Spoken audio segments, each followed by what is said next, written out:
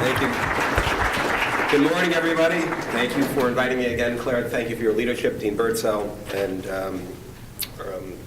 fellow members of the nonprofit sector. There's been a lot of interesting, exciting, important activity over the past year since I last spoke with you. And what I'm going to do this morning is really just give you some highlights, touch on some of the important things that have transpired. And you're going to be hearing about some of these over the next year, so I think it's important that you hear about them. Now, let me just start first with what I talked about a little bit last year when I was here. It's an important subject. Claire referenced it. As some of you know, and those of you who were here last year know, the Attorney General's Office launched an important initiative on not resiliency, but that is relevant here, but on revitalization. But a lot of this, different words, but similar concepts. The idea is that New York's nonprofit sector, particularly in this time of economic and financial stress, really needs to think about new ways of strengthening nonprofits. And we formed a leadership committee, as Claire mentioned. Rana was also involved. I saw Jack was. I think Jack's here as well. The idea really was really had two objectives. One, reducing burdens on the nonprofit sector, and two, strengthening the public's trust in how nonprofits govern how they operate. On the first piece of this, reducing burdens, as you all know, and I spoke of this last year, but those who weren't here, I don't have to tell you how antiquated New York's regulatory environment is, how bureaucratic it is, and how much red tape nonprofits have to, on a daily basis face when contracting with New York State, when conducting meetings of their boards of directors, when trying to have mergers or asset sales or dissolutions approved, when trying to incorporate a new entity. New York's regulatory system for nonprofits, its statutory framework, was developed in the 1960s under Governor Rockefeller. Was really enacted in 1969, 1970, 1971, and really hasn't changed since.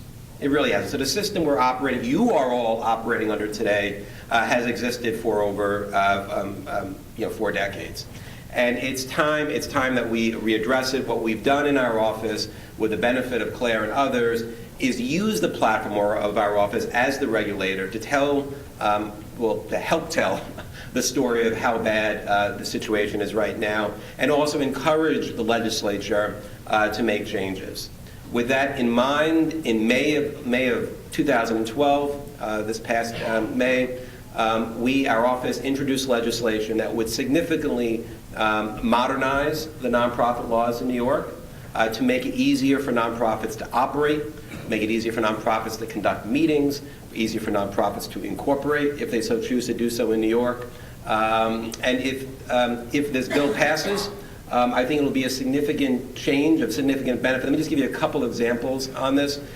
We're in this time of economic stress, as we've talked about. New York has barriers that it places before nonprofit organizations that simply are unnecessary and are unique to New York.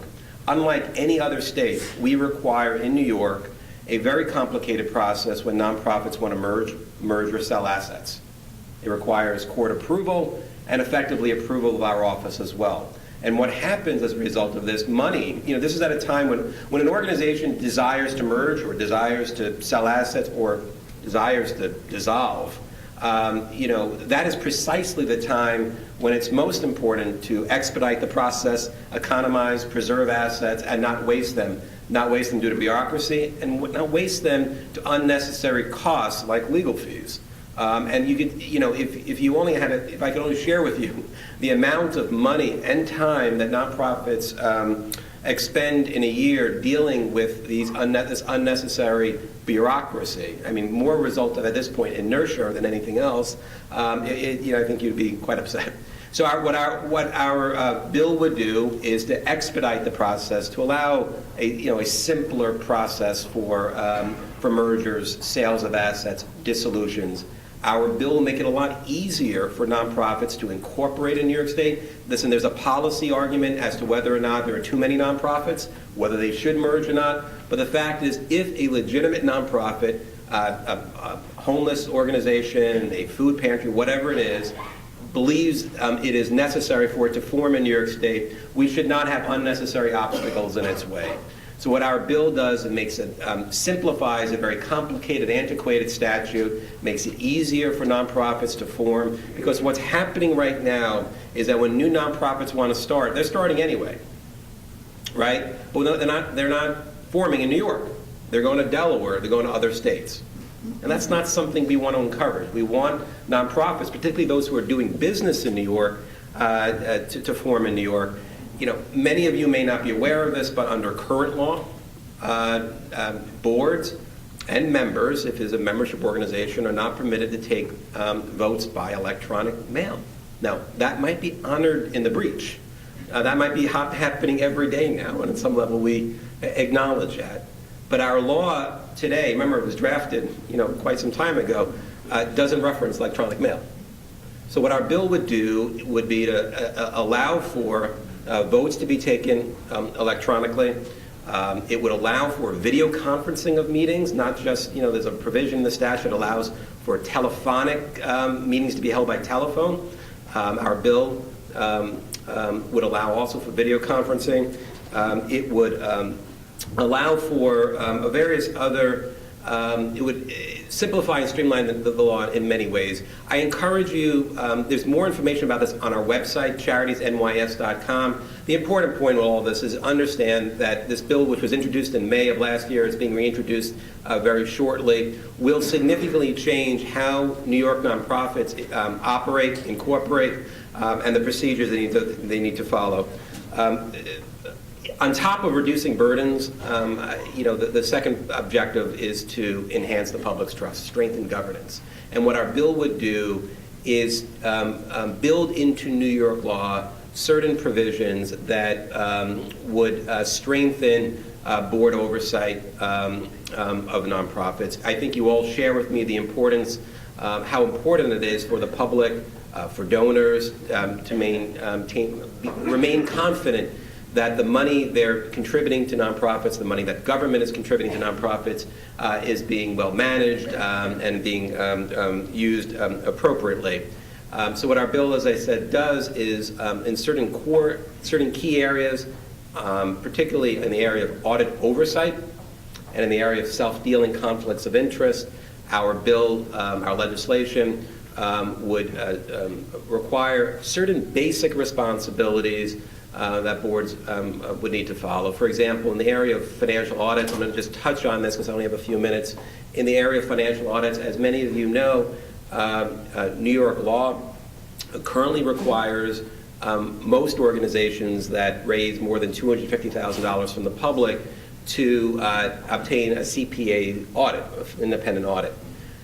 There is nothing in the statute as to what the board is supposed to do with that audit. And not surprisingly, there is less engagement by the board in the audit process than is desired. There's less communication between the board and the outside auditors than is desirable. And let me just, not just from our enforcement standpoint, but we do a lot of public education and director education as well. I think candidly, boards, tell us all too often the communication is between the executive director, the CFO, and the outside auditor, and not the board and the outside auditor. So what happens then is, New York law requires this process of getting the audit, but if the board doesn't know what's in the audit, what the audit covers, and more importantly, what the findings were, then the value in getting that audit is diminished. So our statute, by way of example, would require certain basic conversations between the board and the outside auditor, particularly regarding findings. As sort of as an aside, just in this area, even though it may seem this is a new responsibility, and at the same time, we're also would be raising the threshold for audits that's currently from $250,000 in the bill to $500,000. So, which is something I think a lot of nonprofits have called for and would find as a welcome sign. The point on this, both on the reducing burden side and on the governance side, these are very significant changes that we expect to be implemented, but they're balanced, they're targeted, particularly on the governance side. They're very focused. This is not the kitchen sink approach, and this is not trying to dump a lot of burdens on nonprofits on the governance side. This was a very carefully thought out process by 32 leaders in the nonprofit sector who identified what are the most significant burdens facing the nonprofit sector that we need to address now, and the bill does that, and what are the targeted, focused statutory changes in the governance area that we should see implemented to make sure the public remains confident, so that when we see these unfortunate stories in the press about failures and oversight, we can reassure the public, reassure the donor base, reassure government that systems are in place to address, prevent these problems going forward. And Claire used a phrase which I really liked: systems to deal with the unexpected. And that's what we also have to think about. Our board's prepared to deal with the unexpected, not just the expected, the unexpected. And these new governance enhancements are intended to do that. Make sure boards are positioned through more active engagement over key issues, so that when the unexpected does occur, there's a system, there's a process already in place to deal with it. Let me just touch on a few other things. One, I recognize, and I've discussed before, that at the end of the day in the area of governance, you can't just simply mandate good governance by statute. Good governance ultimately comes down to people who serve on boards, right, who's on the board, and whether they're in the position to exercise effective oversight and constructive partnership with management, right? Do they have the proper backgrounds, diversity, skill sets, competencies, commitment, etc., to do their jobs effectively. So I think perhaps the most exciting thing that's come out of the report are two programs which I touched on last year, which we're now actively building out, that will both strengthen boards and strengthen and expand the talent pool of who serves in the boards. The first program is called New York on Board. It's a partnership between our office and the business community in New York and the nonprofit sector to increase the pipeline of directors that are flowing from the business community onto nonprofit boards. The reality is the demand for board members far exceeds the current supply, and we in New York have the greatest diversity, breadth of an industry in the world, and we have to figure out new creative ways of encouraging companies to supply what is their most important asset, which is their people. New York businesses are especially generous when it comes to providing financial capital, money, right, grants. We now have to tap into their human capital in a way that we haven't done before. And so we're building a platform now where there will be a matching program between companies that are encouraging their employees to serve on boards, companies that have incorporated board service into their philanthropic programs, and nonprofits who need board members. So look forward to this. We're going to be announcing this program shortly. The second program is called Directors U. Very important program, which Baruch thankfully is helping to participate in. Thank you, Dean, and Jack, wherever you are. This is a program that recognizes that for board members to be engaged, board members to be effective, they have to feel comfortable about the subject areas in which they're being asked to oversee or get involved in. And the reality is this: when you ask a CEO of a company, you ask a teacher, you ask a mom to serve on a board, right? The subjects they're expected to deal with on a nonprofit board are different from what they do in their day jobs, right? You could have a CEO who deals with, manufacturing or technology in the daytime, but all of a sudden when he or she attends a board meeting at night, all of a sudden they're being asked questions about, or they're discussing endowments, or fundraising, or political activities, or lobbying. These are not topics that most CEOs, most moms, most teachers, whoever's serving on the board, deal with. And the reality is in the for-profit sector, there's a lot of director training programs. Notwithstanding, there is nobody better than BBB that does education. The reality, though, is we're still not reaching as many people as we can, and so what through the partnership with universities around the state, including Baruch, Columbia, Cornell, NYU, with nonprofit organizations, umbrella organizations, including BBB, we are creating this program called Directors U that has two components. One is an online module, an online system. Think Netflix for a second, where you're able to go onto it and download webinars, webinars in a vast range of topics, so that the CEO who sees on his or her agenda on the next day's board meeting fundraising, fundraising, retention of a fundraising agreement, with consultant, they can go onto a platform and go onto this module and download 5 questions to ask your executive director before retaining a fundraising consultant.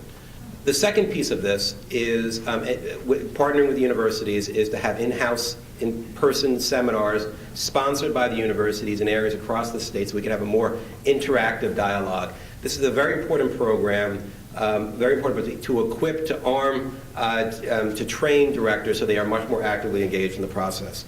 Let me just touch on a couple other topics very quickly. One, just transitioning off. This, you may or may not have heard of an area, an initiative that we launched at the end of last year regarding cause marketing. For those who are unfamiliar with this, this is when a company sells products on the promise that a donation will be made to a portion of the sale will go to charity. This is an area, as you know, particularly around pink ribbon season. Is very popular. You can't go into a store in Breast Cancer Awareness Month without seeing some sort of display.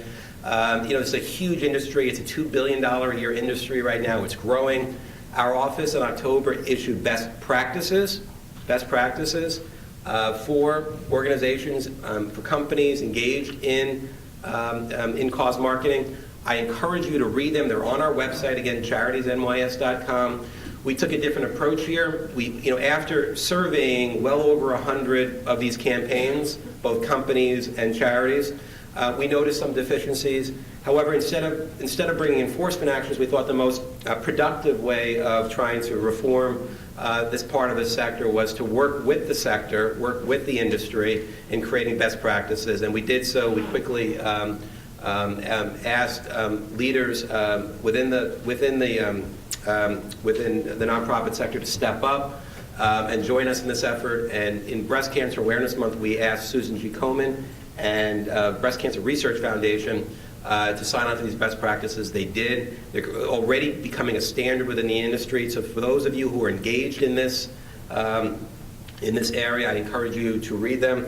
On Hurricane Sandy, I know it's a topic of discussion. All right, I'm getting the sign now to wrap up. On Hurricane Sandy, just really quickly on this, many of you, well, let's see, some of you in this room actually, may have received a letter from me and our office regarding your organization's Hurricane Sandy relief activities. After Sandy, we quickly sent out a questionnaire to organizations that were raising funds for Sandy, asking these organizations, well, how much money were they raising, and more importantly, what were they doing with the money? And we fairly quickly posted that information up on our website. We did it for a couple of reasons. Obviously, one, for transparency, let the public, let donors know where their money was going, but also to make sure that the organizations that were raising the money knew that we were monitoring the situation. And we think it's helped out quite significantly. Again, maintain the public trust in this particular area. We sent out letters to about 100 organizations. We're sending out a second round now, after a couple months have passed, asking now, okay, with now the time has passed, now really tell us what you've done with it, where the money went. And I think it's going to be a helpful tool and helpful in terms of lessons learned as well. Just two other things really quickly on this. Actually, one thing, e-filing. For those of you who register with our office. Most nonprofits are required to register in our office. You should know that we have launched electronic filing here in New York. It's an important step forward to embrace technology. Information is available on our website. It's voluntary now. We're using one vendor right now. We're going to expand it to other vendors. So if you use accounting firms, that have their own proprietary software, we're going to be expanding it there. The point is, at some point, not in the too distant future, we're going to be mandating electronic filing. But for now, it's voluntary, and I encourage you, both from an environmental standpoint and an efficiency standpoint, to use electronic filing. Lots of other very interesting things happening. I'm going to answer some questions now. The one last thing I want to mention to you is just to give you a sense that we're doing a lot of enforcement in the Attorney General's office, more than we have in the past. Again, we think it's important to do that to make sure we protect all of the legitimate organizations in this room and also to protect the donors. And if we're not doing enforcement, I think we all suffer from that. So we've ramped up our enforcement efforts. I don't have time to get into those today. That information is on our website, but it's an important function that we take seriously, and we've been more vigorously pursuing it. In one area, not really in the charities area, but in the trust and estates area, just give you one example of type of enforcement. I think many of you remember the Brooke Astor estate, the Brooke Astor matter. Brooke Astor's son was convicted of stealing. Brooke Astor's son was convicted of stealing from his mother. Let me just give you an example of a positive result that comes from our enforcement efforts. After Brooke Astor's son was convicted of stealing from his mother, the criminal court sent the question of how much money he has to repay for that crime to surrogates court, where these trust and estate matters are handled. Our office was representing the public, you, in making sure that the money that was intended for charity, that may have instead gone into Tony Marshall, Brooke Astor's son's pockets, is returned back to charity. And after a very difficult negotiating process, last year, in the spring of last year, we were able to achieve a very successful settlement for charities. We freed up well over $100 million for charities. We significantly cut the amount that was going to Tony Marshall, the son. And most importantly, we were able to come out of it because of the flexibility we had. We developed out of this settlement a $40 million fund, more than $40 million fund, to benefit education, and to benefit education of disadvantaged youth in disadvantaged communities in New York, in one particular area. An area that Brooke Astor cared about, which was literacy. And in particular, what this program will do, this $40 million fund will focus on, is improving the reading proficiency of children in disadvantaged communities in ages sort of kindergarten through second grade. Because most studies say that if you don't reach children at that age, right, if they start falling behind the starting line at that age, it's very hard to catch up later on. So it's a very positive settlement. You're going to be hearing about the Brooke Astor Educational Fund for, I think, years to come. The New York Community Trust, which has, I think, believe representatives here, has been selected to manage the fund. And I think it's a very positive development in the area of enforcement. Let me just answer just a couple of these questions. What is the status of the proposed legislation? Chances of passage? So it was introduced in May. Because it's a new session, we're reintroducing it shortly. We spent the time between May and now getting comments in from the nonprofit sector in the bill. We think it's a better, stronger bill now than it was before, and one that will significantly benefit the nonprofit sector. I think it's a good chance. I think it's a good chance, at least, a significant amount of this bill will go through. And I think, again, it's an important bill that we'll all benefit from. What are the chances of the bill passing? Same question. What about a similar platform for executive directors, for directors? Excellent question. And I think we've heard a lot about this. And I think it's certainly, we're starting with boards because they're the focal point of responsibility, and that's where we see a lot of, unfortunately, deficiency, and where the immediate focus is in terms of what the board's oversight function is. But certainly, two things. One, the topics that are going to be on Directors U are going to be equally relevant for executive directors, right? I mean, it's a lot of the subjects are going to be issue specific, right? Lobbying, political activities, all the things I talked about before. While some of the topics will be on board fiduciary responsibility, right, which are targeted for board members, executive directors should know that as well, right? And should understand those responsibilities, because I think at the end of the day, even for two reasons. One is many of those same responsibilities as a matter of law, executive directors as officers of the nonprofit are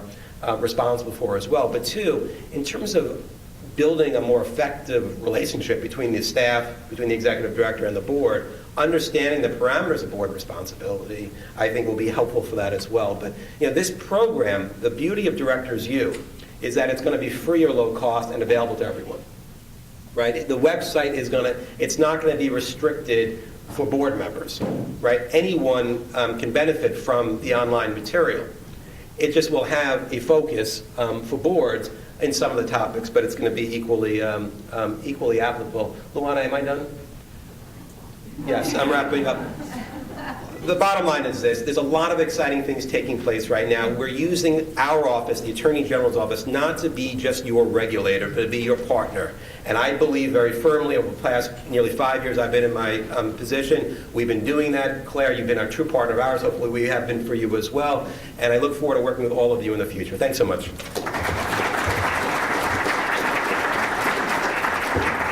Thank you, Jason. We really do appreciate you being here, not only this year but in the past, because these types of updates are critical to us. Specifically, when it comes to what is happening now, what is cutting edge, what each of you can impact moving forward. And I love the issue of educating the board, educating yourselves. I mean, I look forward to seeing what we come up with in that way. There are some resources available even now. Anybody who's curious about that, I'm sure can talk to Jason. You can always talk to me because there are sources of information that you can access to grow your knowledge base in terms of the jobs that you do, whether you're on the executive director side or let's just call it the staff side, or whether you're on the volunteer side. So always keep learning in that way. So thank you.